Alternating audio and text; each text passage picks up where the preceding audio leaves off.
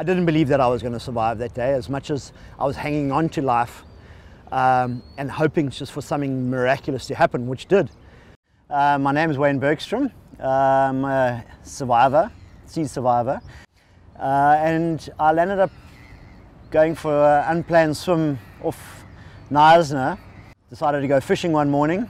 I decided to go on my own, which was probably mistake number one. The swell was running though.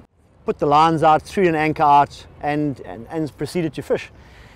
And it really wasn't that long after that where suddenly the wind came up. I phoned my wife, so I actually made a telephone call, which at the end of the day saved my life. Turned the boat on, clipped it into gear, turned around, started running with a swell, and I got no readings of my navigation unit. So as I was going, I turned around, pushed transducers down, and that's when it all happened. Obviously hit something, fell through the motors of the boat, and boat carried on going, and I was in the water.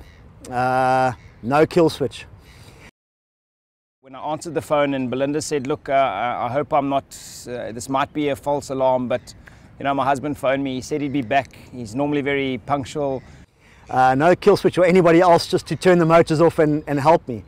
And when you look back on it, it was actually the most simple, stupid mistake. Having a kill switch, I would have fallen in the water, climbed back on the boat, it would have been no hassle, and I would have not thought anything of it.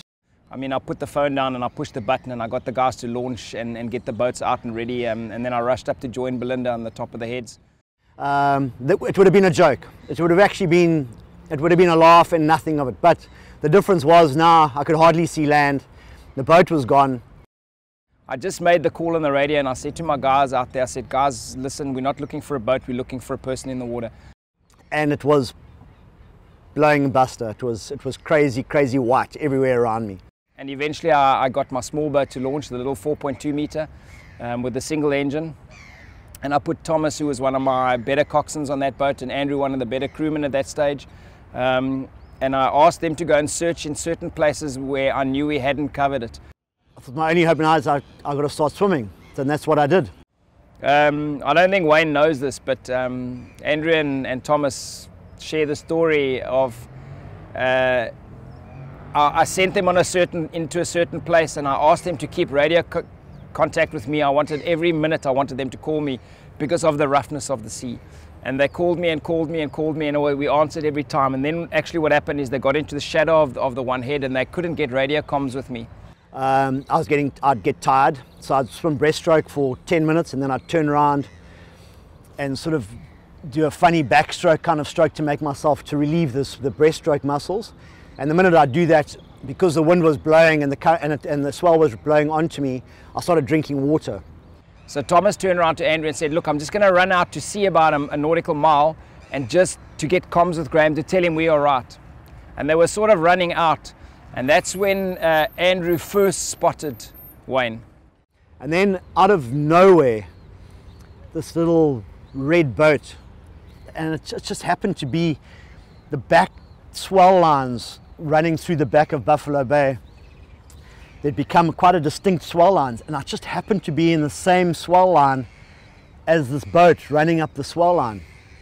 Immediately Andrew got on the radio, before they'd actually got alongside Wayne, and they said, we've got him, we found him in the water. So I mean, the feeling was like, I get very emotional and tearful, but that feeling of, you know, my first reaction was just make sure that's Wayne.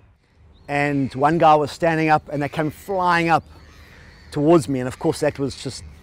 It was, they found me. But I said to her, we found him. And her first question, is he alive? And I said, of course he's alive. And she just crumpled into this whole heap of tears. And obviously when they came flying up towards me, they asked me what my name was. It was Wayne Bergstrom. I said, I'll be anyone you want me to be right now. I'm not too worried about that.